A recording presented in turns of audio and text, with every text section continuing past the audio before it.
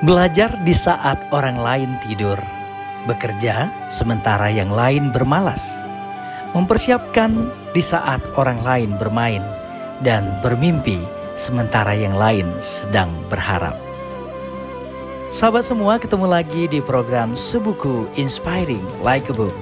Kali ini saya sedang berada di sebuah lokasi wisata, bukit yang sangat indah, yang punya view yang tidak kalah indahnya, Danau Laut Tawar. Dan kali ini saya sedang diundang oleh seorang sahabat saya, seorang YouTuber dan juga penggiat pendidikan, Win Simahgoda, yang juga pemilik akun channel di YouTube-nya Gayo Mugagak.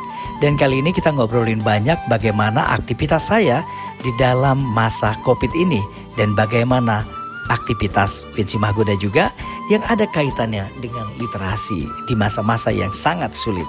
Melakukan aktivitas mengembangkan literasi tentu bukan cara atau pekerjaan yang mudah. Perlu banyak semangat dan juga dukungan dari berbagai macam pihak. Itulah salah satu yang kami obrolin dalam obrolan seru kali ini. Sahabat semua, inilah dia Sebuku Inspiring Like a Book, literasi bukan basa-basi. Education, knowledge, books review, inspiration, interview. Hendra Syah Official.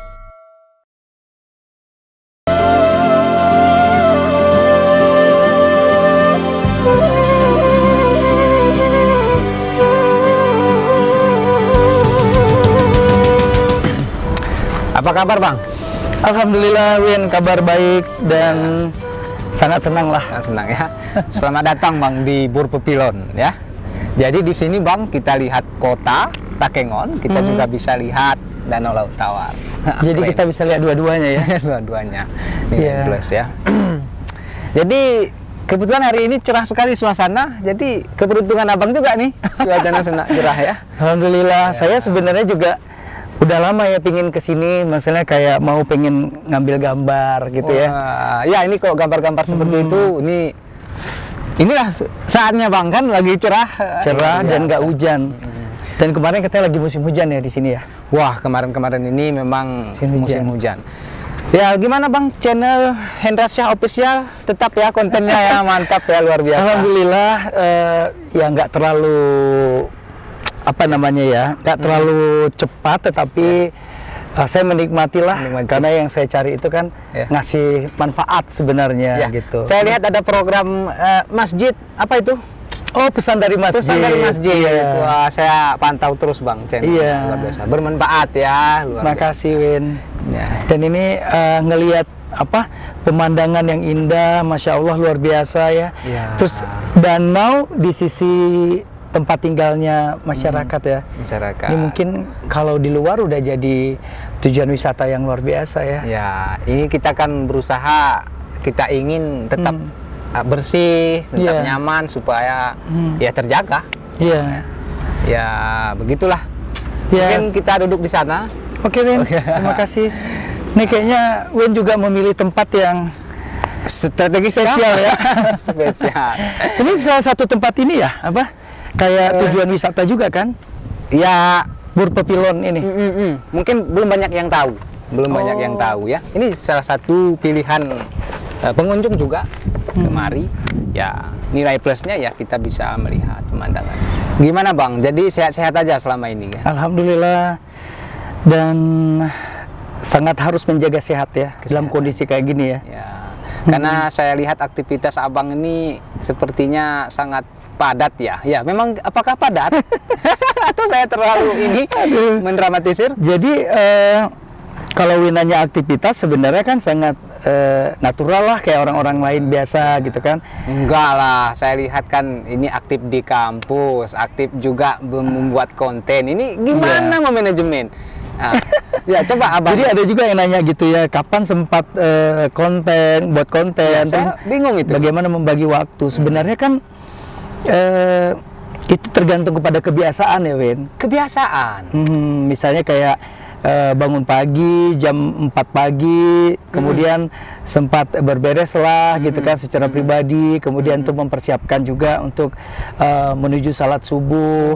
Setelah itu ada waktu buat keluarga kayak gitu kan.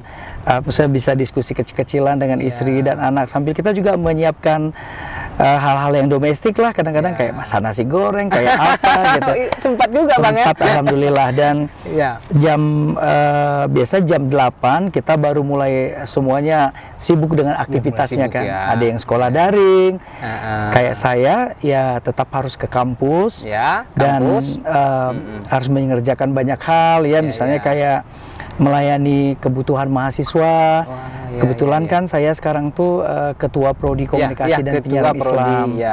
Jadi mendampingi mahasiswa, kemudian sekarang ada yang namanya kayak bimbingan daring juga. Ini gitu. Yang saya sebenarnya Abang nih sempat. Jadi berarti jam terbangnya tinggi dan lebih awal dalam memanajemen waktu ya. Karena tanggung jawabnya besar loh, kok di kampus masih sempat kita share informasi, berbagi pengetahuan di channel kah itu, di channel Hendrasya Official, dan di tempat lain saya lihat juga ada jejak-jejaknya, termasuk sebuku Inspiring, banyak programnya. Iya, alhamdulillah. Ini gimana ini ya? Saya masih triknya bagaimana ini Bang? Iya. Jadi kan kalau kita bicara manajemen waktu itu, tadi kan saya udah bilang tuh kayak kebiasaan kita awal gitu. Yang pertama tuh mungkin kita memang harus kenal kapasitas diri kita sendiri ya Win. Misalnya kayak saya nggak selalu semua saya terima apapun secara full tuh nggak juga. Jadi kayak misalnya pagi seperti yang saya ceritakan tadi, secara aktivitas pagi itu sebagai suami, sebagai ayah dari 3 orang anak kan, harus juga misalnya mengantarkan anak ke sekolah, kemudian memperhatikan mereka juga ketika sedang daring. Bagaimana dengan waktu dengan keluarga? Waktu dengan keluarga. Jadi misalnya kayak pagi sampai siang kan kita memang bekerja profesional Saya sebagai dosen kah gitu, misalnya kayak istri saya juga bekerja. Tapi ketika sudah selesai, biasa karena sosialisasinya sekarang itu memang banyak menggunakan daring kan, kita bisa kembali ke rumah. Nah, tetap juga bermain, belajar bersama anak-anak. Oh iya, tetap. Anak yang besar perempuan? Anak saya perempuan. Iya, yang besar sudah SMA kelas 2. Kemudian yang kedua SMA kelas 1. Kemudian yang ketiga SD kelas 3 SD. Sudah ini ya. Jadi belum lagi. Ya, jadi gitu kan. Jadi juga ya termaksud membantu mereka untuk memanajemen waktu mereka kan. Sekarang sekolah daring itu kan ada distorsinya juga ya Win. Saya kayak kebosanan anak-anak gitu kan, dia bagaimana kita cara mengelolanya. Dan seringnya tuh tahu nggak, saya tuh buat aktivitas yang kadang-kadang lucu-lucuan juga gitu. bersama anak-anak, bersama mereka gitu. Dulu Win, biasa kan kita ketergantungan mengantarkan anak tuh kayak privat gitu ya, les gitu kan ya gitu. Jadi sekarang saya ubah caranya Win. Misalnya kayak saya punya anak kelas 2 SMA. Saya kan nggak terlalu ngerti juga nih sekarang pelajaran kelas 2 SMA. Tapi saya searching, saya sering print out bahan-bahannya. Jadi kayak saya jadi kayak teman sekelasnya juga gitu. Wah, gimana ini Bang? Jadi ini ya, teman bermain, teman belajar teman belajar. Jadi ketika mereka... Saya suka Bang. Jadi kayak kalau mereka kayak ada misalnya kesulitan tuh diskusi, kan kita bisa menjadi teman diskusinya sebenarnya gitu. Itu jadi, yang jarang kita temukan ya. Pergi pagi, pulang malam kan gitu. Biasanya gitu. Kan, pada umumnya. Jadi ini kan kayak misalnya COVID ini kan sudah jalan 2 tahun ya Win. Tidak terasa banget. Tidak terasa ya, nyaris 2 tahun Desember ini. Jadi sebenarnya banyak pelajaran yang bisa kita ambil. Dulu kan kayak Win bilang, pergi pagi pulang malam, mungkin semuanya nggak terkontrol. Sekarang jadi ada waktu ya? Sekarang ada waktu, dan mungkin ya Allah memberikan cara agar kita juga bisa kayak mengatur waktu lah kondisi dunia ini. Siang menuju malam itu biasanya banyak juga saya habiskan aktivitas-aktivitas yang lebih fun, tapi anak-anak juga enjoy. Kadang-kadang memang itu nggak pernah kita pikirkan kan. Jadi terima kasih juga lah dengan kondisi seperti ini. Jadi memang kita tidak minta ya Bang. Kita nggak minta. Dengan ini kita bisa memaknai banyak hal yang mungkin gini Bang. Salah satunya ya anak-anak sudah terbiasa dengan belajar melalui digital ya, belajar melalui literasi ya. Oke Bang, jadi gini, selain itu Bang, Abang juga ini ya, bisa apa namanya, tidak terikat dengan istilahnya apa-apa saja yang harus dilakukan di kampus, tapi mengembangkan lagi di luar kampus. Saya lihat seperti itu ya. Jadi kalau sebagai dosen kan kita mengampu mata kuliah ya. Ya, di KPI kan sekarang. Saya di program komunikasi saya mengajar misalnya metodologi riset. Misalnya komunikasi organisasi, atau misalnya bagaimana pengantar mereka untuk magang supaya lebih profesional gitu ya. Dan itu kan ada jamnya ya Win. Misalnya kita ngajar itu pagi sampai siang gitu. Paling 2 jam 3 jam. Nah, mengembangkan diri itu kan tergantung kita. Kalau kita merasa puas hanya sampai dengan di titik itu, ya udah clear, selesai. Tapi kita tanggung jawab. Kita punya tanggung jawab. Misalnya, ini sebagai mahasiswa saya, misalnya katakanlah kurikulumnya bicara tentang item 1 sampai 5. Tapi sebagai pengampu kan kita harus belajar 1 sampai 10. Kan kita teman diskusinya kan. Kalau ada yang bertanya, mohon maaf Bang ya, Abang ini juga apa namanya, skripsi? Membimbing maksudnya? Pembimbing. Pembimbing. Saya membimbing juga, jadi memastikan mereka supaya mendapatkan kayak apa ya, sesuatu yang mereka inginkan, sesuatu yang genuine, yang asli, tapi mereka bahagia juga ngerjain itu. Itu kan butuh motivasi kita dari guru kan. Sebagai guru kita mesti punya kayak semangat itulah. Mungkin Abang punya teknik sendiri dalam membimbing mahasiswa kan, ini pekerjaan yang saya rasa apa ini susah juga kan? Susah-susah gimana gitu ya? Namanya membimbing. Ya, biasanya gini Win. Kalau misalnya saya dapat ada sekitar 5 bimbingan tahun ini, biasa saya ngadakan kelas kecil buat mereka.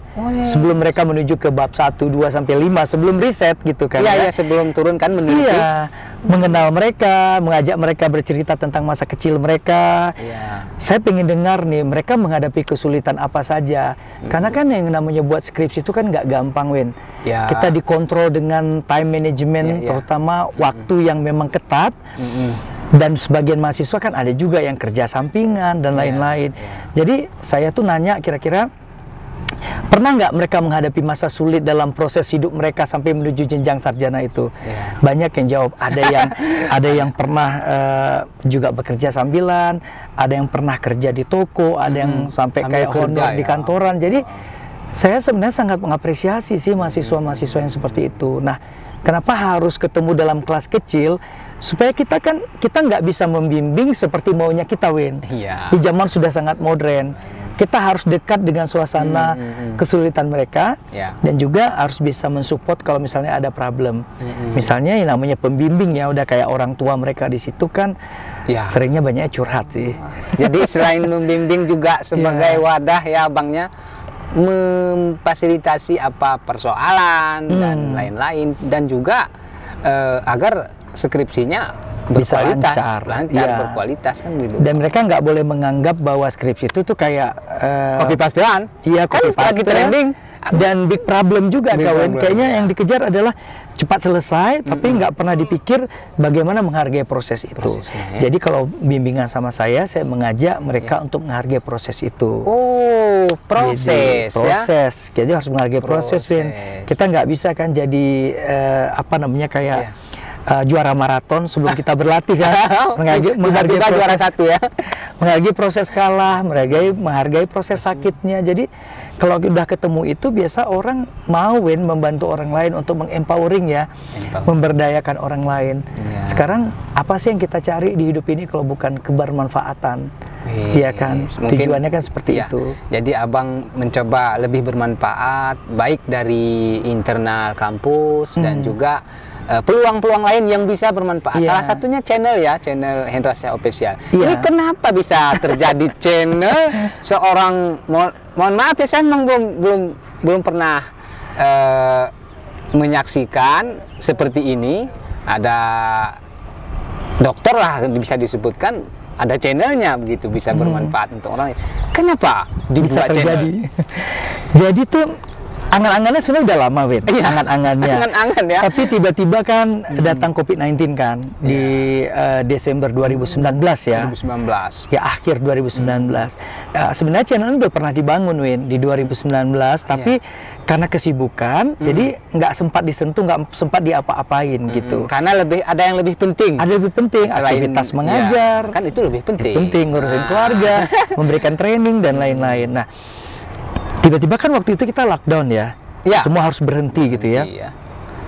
Terus saya mikir, kerja keras dan kreativitas kan nggak bisa berhenti. Ya, manfaat tidak boleh lockdown. Tidak boleh lockdown. Ya, aktivitas nggak boleh lockdown meskipun kita lockdown secara sosial gitu kan. Lalu di rumah ada komputer. Saya punyalah kamera yang kecil-kecilan gitu. Terus waktu itu kita ngapain, Win? Kerjaan kita makan, tidur, makan, yang penting ibadah, aktivitas gitu. Lalu saya tiba-tiba kepikiran, ini waktu yang tepat untuk belajar banyak. Jadi searching dong ya kan, belajar bagaimana mengedit yang baik, bagaimana mengambil kamera yang baik. Langsung belajar ya? Belajar. Wah. Dan sebenarnya tuh itu yang saya bilang tadi, effortnya itu kan tergantung kita kan. Berarti ini channelnya Abang murni ya dikelola, pure dikelola sendiri. Ya, susah langka. Adalah teman-teman yang ngasih tahu, ini caranya kayak gini, ini caranya kayak gini. Dan tahu nggak apa konten yang pertama tuh? Iya, Bang. Pasang tripod di depan, kamera yang masih miring-miring, fokusnya belum jelas, goyang, terus pakai mic seadanya, terus akhirnya waktu kita berhadapan dengan kamera kan kelihatan nggak terbiasa gitu kan. Akhirnya udahlah buat jadi rekamannya di edit sekedarnya, belajar juga editing, baru belajar juga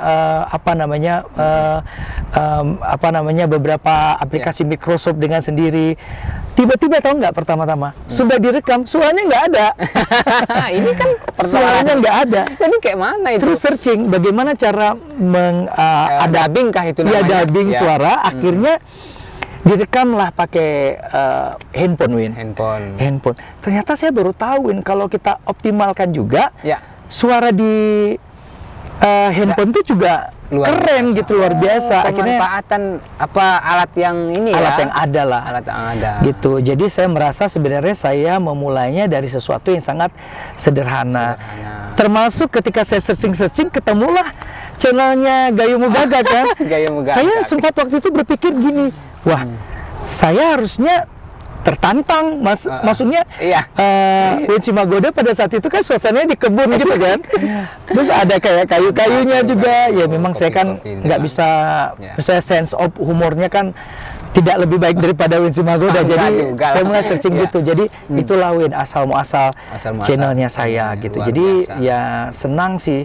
Dan saya sebenarnya membangun channel Hendra Shah Official itu murni sebenarnya untuk pengen berbagi gitu. Saya pengen istilahnya manfaat tetap dirasakan oleh orang yang menonton. Luar biasa. Makanya ketika itu dibangun, terus saya buat subtitle kecilnya itu namanya Sebuku. Ini bagaimana ceritanya? Sebuku itu kalau di kami di Gayo itu bersedih artinya kan?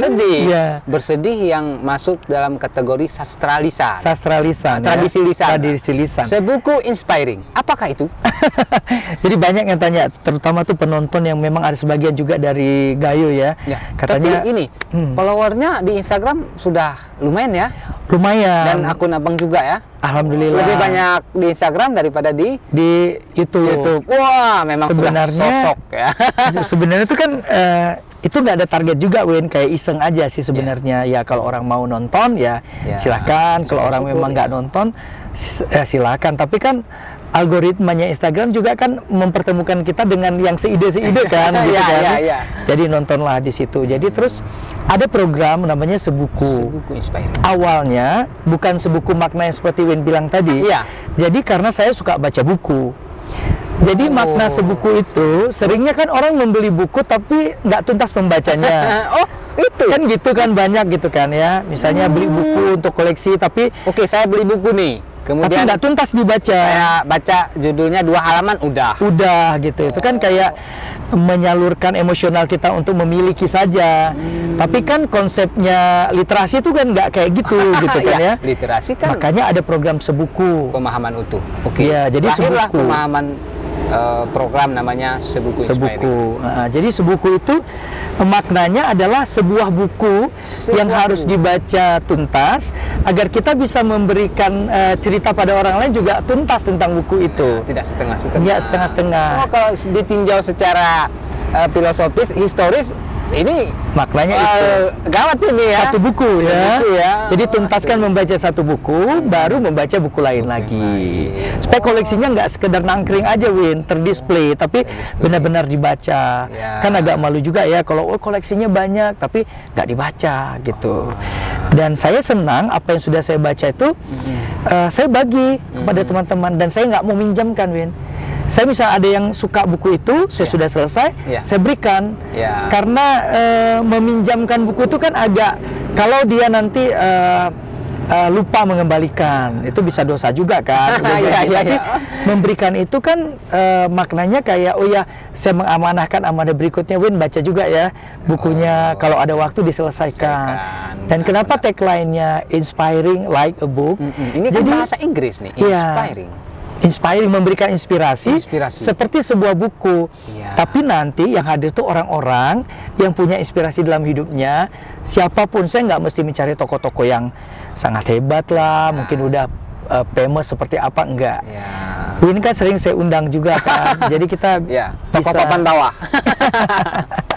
Jadi kayak kita dapat apa ya, kayak dapat cerita juga lah dari orang-orang yang kita ajak. Saya juga banyak belajar dari Win. Saya pernah wawancarai seorang pemasak nasi goreng. Saya pernah wawancarai orang yang pernah gagal berbisnis tapi sekarang sudah jadi miliarder dan tetap rendah hati. Dan kita berbagi pada teman-teman gimana sih cara dia melewati masa sulit, kan itu yang penting ya. Ternyata banyak ya sosok-sosok inspiring yang mungkin tidak termuat, terekspos. Nah, kembali ke Sebuku Inspiring tadi, ini berarti penghargaan kita terhadap literasi ya? Iya, betul. Nah, ini kan buku. Iya, betul. Sekarang ini kita lihat, Bang, orang kan bicara masalah buku ya sudah apa istilahnya asing. Padahal buku itu luar biasa, meskipun memang tren kemajuan zaman itu sudah ada buku elektronik. Betul. Ini, tapi kita memang sebenarnya bagaimana, harus terikat dengan buku kah hidup ini? Ya, jadi sejauh yang sekecil yang saya baca ya gitu ya. Kalau sejauh kayaknya udah luas sekali gitu. Seperjalanan apapun yang saya baca dalam informasi itu, informasi itu kan penting sekali kalau kita dapatkan dari sumber pertama ya, Win. Iya.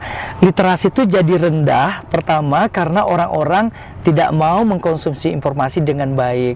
Orang-orang hanya membaca sepotong saja. Win bisa lihat kan, misalnya ada media-media yang judulnya mungkin kayak bombastis. Judulnya mendramatisir. Karena kan ada clickbait gitu ya sistemnya ya, begitu dibaca akan dapat AdSense lah gitu kan. Itu motifnya, Bang ya? Ya mungkin seperti itu gitu. Jadi sebenarnya mungkin ada strategi mereka dari sisi bisnis, tapi juga harus punya semangat mengedukasi masyarakat kan untuk membaca. Jadi seringnya membacanya kan kayak udah putus, misalnya kayak telah jatuh misalnya seekor harimau atau bintang di langit gitu, dan kiamat gitu kan. Nah, itu orang kan sensitif, sensitif langsung bilang, oh ya besok mau kiamat ya, ini mau gitu kan. Itu hebohnya gitu. Dan kita kan sering lupa bahwa yang kita baca tuh belum selesai. Jadi makanya literasi itu bacalah sampai selesai agar ceritanya nggak mengandung hoax dan nggak nyasar gitu kan ya. Gitu. Tapi Bang, memang Bang, karena kita sudah membicarakan literasi, sebenarnya Bang, literasi itu kan istilahnya hal yang tidak bisa terpisahkan. Sebenarnya kan, karena selalu kita dihadapkan dengan literasi.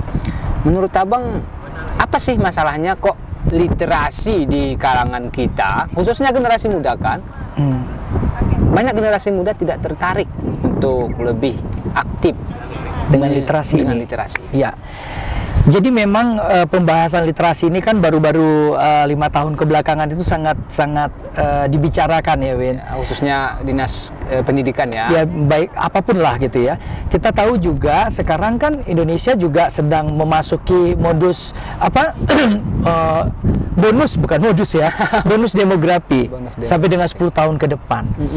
Dan bersamaan itu juga kita juga mengalami yang namanya revolusi industri yang cukup luar biasa. Ya, dan yang nggak boleh lupa teknologi informasi salah satu yang paling mendominasi. Win, kebayang nggak? Kalau dulu kita pingin misalnya makan mie goreng ya, kita harus datang ke warungnya. Iya, kan harus ya, kita kan? Ini di mana warungnya? Iya, gitu. kita harus bilang, Bang, pesan pakai telurnya jangan terlalu kering. Kita bisa sebenarnya melihat secara nyata apa yang dia lakukan. Tetapi sekarang distorsi informasi kan cukup tinggi ya, dan teknologi juga berperan di sana, dan kita bisa pesan pakai misalnya pesan online.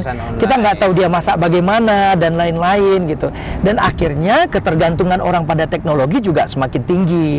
Tidak ada yang salah sebenarnya pada teknologi itu kalau salah, ya? Digunakan dengan baik. Nah, kalau kembali kepada literasi kan sekarang saya Win misalnya pesan buku bisa online memang Win. Iya kan, sekarang sudah kalau misalnya bukunya tidak ada di toko buku itu, kita di perpustakaan di daerah kita ya. Tapi kalau ada, saya lebih ingin bercapek-capek datang ke toko bukunya, mendapatkan suasana orang-orang yang datang membeli buku, terus ada sedikit energi juga mendapatkan bukunya, berdialog juga dengan penjualnya, minimal misalnya Bang Win, buku ini laris nggak di sini? Buku apa yang paling banyak dibaca orang, gitu kan? Itu kan menambah literasi kita. Oh, ini buku yang paling banyak dibaca, gitu. Dan menghindari kita untuk mendapatkan informasi itu secara separuh-separuh kan sebenarnya. Dan bagi saya pribadi itu penting sih sebenarnya. Hanya kalau bicara anak muda kan nggak menyalahkan mereka ya, tapi memang gercep istilahnya, gerak cepat kan, dapat ini lebih cepat dan lain-lain. Ada positifnya, ada juga negatifnya, gitu. Nah, sekarang ada positif, ada negatif, khususnya di teknologi, karena literasi yang sekarang ini literasi digital kan. Betul. Gitu Bang. Jadi teknologi ini seperti menggoda, menggoda umat manusia lah, ke mungkinkah game kah itu, entah itu lain-lain. Nah, jadi kira-kira Bang, apa upaya kita agar tersadar bahwa kebutuhan kita adalah literasi ini. Ini yang harus kita butuhkan sebenarnya. Bukan hanya mempermudah, bukan hanya efisien dan efektif. Apa kira-kira upaya kita ya? Upayanya ya. Jadi ada sebuah asesmen ya. Saya belajar juga di kira-kira 5 tahun belakangan ini. Saya pernah belajar itu waktu itu ketika ketemu salah seorang profesor di Korea. Waktu kalau di Asia itu kan belajarnya talent management. Tapi kalau di Indonesia itu ada yang namanya talent mapping, pemetaan kemampuan. Saya pernah baca. Jadi orang-orang bisa mengasesmen dirinya untuk melihat kekuatannya di mana, kelemahannya di mana. Kelemahan itu bukan menjadi hantu yang buat kita takut, tetapi untuk kita tahu, oh kalau di sini saya kuat, di sini saya lemah. Tapi kita optimalkan kekuatan kita. Nah, apa maknanya dengan pertanyaan Win tadi? Jadi semakin banyak orang tidak mengenal dirinya sendiri, gitu Win. Kalau kita mengenal diri kita sendiri, tentu kita tahu kekuatan kita, gitu ya. Misalnya kayak kita menggunakan teknologi. Ya kita tahu kalau kita nih punya kelemahan, kalau ketergantungan dengan teknologi, ini bisa bablas nih. Waktu kita akan itu semua hancur, udah nggak sholat lagi, semuanya ibadah semuanya ancur-ancuran lah gitu ya. Tapi kalau kita kenal, kita tahu, oh saya ini kelemahannya di sini, saya manage dengan cara begini, gitu kan ya. Contohnya dengan teknologi itu. Sekarang itu kan teknologi dan pengaruhnya akan terus ada setiap waktu. Nggak bisa kan Bang kita hilangkan? Nggak bisa kita hilangkan. Atau Abang punya rencana mau menghilangkan teknologi? Saya bukan pembuatnya, jadi agak kesulitan juga menghilangkannya. Bukan kita yang ciptakan. Ya, misalnya kebutuhan gampangnya tuh mungkin ada positifnya. Contohnya misalnya kalau kita mau terbang keluar kota misalnya 2 hari lagi, kita bisa cek nih seat di pesawat apa yang kosong. Kita bisa beli, kita bisa gampang, ya kan? Tapi kalau mudaratnya juga banyak kalau kita gunakan terus untuk misalnya main game atau kan sekarang lagi heboh ya Bang. Ini mohon maaf sedikit Bang, kita bahas juga kan. Ini kan sekarang teknologi dimanfaatkan masih kurang pemanfaatan teknologi. Bahkan karena teknologi ya kalau teknisnya handphone lah ya, mungkin sekarang ini sangat menyita waktu generasi muda, lalai. Ini menurut pandangan Abang bagaimana ini? Ya, jadi literasi, teknologi, ada satu lagi Win, peran keluarga. Jadi literasi akan kuat kalau peran keluarga juga kuat. Teknologi akan bisa dibuat menjadi kontrol yang baik kalau ada peran keluarganya juga. Nah, peran keluarga di dalamnya orang tua. Jadi literasi, teknologi, dan ada keluarga di sana. Contoh begini, Wen, ada ayahnya, ada ibunya, tapi peran ayah dan ibu hilang di dalam keluarga. Iya ya, memang. Iya kan? Iya. Ayah misalnya bilang pada anaknya harus maghrib di rumah, sholat maghrib di rumah bersama, atau sholat bersama ayah ke masjid. Tapi ayah pulangnya lewat isya. Ya. Kebayang nggak? Ayahnya yang nggak di rumah, anaknya suruh di rumah. Jadi kadang-kadang itu yang salah. Jadi peran ayah digantikan oleh teknologi. Itu yang salah. Harusnya ayah membantu anggota keluarganya untuk bisa memanage teknologi itu, seperti itu. Nah, pasti akan ada pertanyaan lagi, gimana kalau ayahnya nggak ngerti teknologi? Nah, ini kan kebanyakan seperti itu, Bang. Bagaimana? Nah, jadi mengubah itu memang rumit. Tapi ke rata-rata nggak ada lagi yang nggak punya handphone ya, Wen. Nenek-nenek aja di rumah udah bisa Google, sudah ya terjangkau kan? Sekarang sudah terjangkau. Iya, jadi belajar yang benar dan mungkin mencari waktu bersama keluarga untuk bersama-sama nih mengelola nih visi kita tahun ini nih mau ngapain nih, Win. Keluarga kan organisasi kecil gitu ya, yang paling kecil. Organisasi di luar keluarga aja kayak perkantoran punya visi dan misi ya, Win. Visi dan misi. Keluarga juga nggak boleh kalah. Jadi keluarga juga harus punya visi dan misi. Apa yang harus dilakukan, apa yang mendatangkan manfaat gitu, Bang. Kalau misalnya gini, Win, kalau organisasi itu 5 tahun ya, direvisi. Kita setiap tahun aja di akhir tahun nih misalnya, Win, di Desember jawaban. Betul. Misalnya ayah saya seorang ayah nih, katanya pada istri saya dan anak saya, kira-kira apa yang kurang nih di visi kita di 2021. Dan kita nggak boleh juga baperan kalau anak kita bilang, oh ini yang kurang, ayah terlalu ini, ibu terlalu ini. Kita sama-sama padukan lagi. Dan lebih baiknya memang kalau ada orang menghadapi tahun baru, kita juga ada semacam apa ya, Win, kayak pencapaian pembelajaran. Misalnya visi kita di 2022 mau ngapain nih. Ayah harus lebih religius misalnya, ibu harus lebih pintar memasak misalnya, kan harus kita bicarakan. Kalau mereka mungkin, oh daya saing organisasi misalnya, kalau kantor-kantor, kita juga harus punya daya saing yang kuat. Jangan terlalu empowering di luar juga, tapi juga anak dan istri terabaikan. Saya nggak sepakat sih konsep yang seperti itu. Jadi, Bang, gitu. Jadi itu untuk di keluarga. Berarti menurut Bang ya, tanggung jawab orang tua itu harus memang. Betul. Teknologika itu apa? Nah, kalau dari jalur pendidikan, atau entah itu mungkin ya kita mungkin tidak berwenang, tapi kita berdiskusi dari jalur kurikulum kah itu ataupun dari kampus, bagaimana Bang tentang literasi ini? Iya. Memang sekarang kalau kita bicara kampus kan semua kampus hampir semuanya sekarang menuju ke sana ya, Win ya, untuk mengampu kurikulum yang betul-betul sesuai dengan minat bakat si mahasiswa dan juga barangkali dengan perkembangan zaman sekarang gitu kan ya. Memang kalau literasi kan hampir di semua mata kuliah itu ada bagian literasinya juga. Ya, kalau kita cari definisi literasi gitu. Ya. Bagaimananya tuh kan tadi bilang di kampus tuh seperti apa kan? Apa upayanya kan? Apa upayanya? Kalau di kampus saya sendiri, kita banyak melakukan pendekatan-pendekatan yang menurut saya lumayan baik, alhamdulillah ya. Alhamdulillah. Misal kayak di prodi kami nih, di prodi komunikasi dan penyiaran Islam. Misalnya ada yang namanya kayak kita buat kucing klinik. Kucing pelatihan, kucing ya. Bukan kucing ya, kucing klinik ya. Ada tentang film, ada tentang televisi, ada tentang radio, ada tentang public speaking, ada tentang menulis, ada research and development, bahkan ada juga coaching klinik Al-Quran. Jadi membenarkan anak-anak bacaannya yang bacanya belum benar, Win. Jadi mereka mungkin di rumah belum kenal. Apakah itu tanggung jawab kita? Ya iyalah, itu tanggung jawab kita membenarkan mereka. Dan salah satu syarat di prodi kami harus lulus kalau sudah benar bacaan Al-Qur'annya. Nah, jadi itulah ya Bang ya, perjuangan kita dalam literasi ini ya, mungkin ya. Jadi banyak perjuangan Abang. Ya, jadi kayak saya bilang tadi, Win, ya literasi, ya perannya literasi, kemudian perannya teknologi juga ada, memang sedang berjalan, dan jangan lupa juga mesti ada kehadiran keluarga di tengah-tengahnya. Jadi kalau ketiga ini, keduanya ya literasi ini dibarengi memang dengan teknologi yang cukup tinggi juga, akan jadi pengaruh positif negatifnya. Tapi insya Allah mudah-mudahan dengan kehadiran keluarga kita bisa melewati kondisi yang mungkin tidak mengenakan, menjadi sesuatu yang bisa dijalani bersama. Ya, jadi mudah-mudahan Abang sehat-sehat terus, jadi bisa lebih berinovasi tentang literasi ini, dan kedepannya kita saling mendukung ya, untuk yang paling penting kan men-share ya Bang ya. Betul. Men-share literasi ini supaya diketahui oleh khususnya keluarga. Betul. Nah, terima kasih sudah hadir. Kita berbicara banyak sekali. Terima kasih juga, Win. Sepertinya Abang pun sedikit kepanasan. Iya, terima kasih. Sangat-sangat nyambung sekali suasana kita pun hari ini, dan kita berjumpa lagi Bang di kesempatan selanjutnya. Kami sangat berharap kita terus bisa berbagi manfaat. Bang, terima kasih, Win.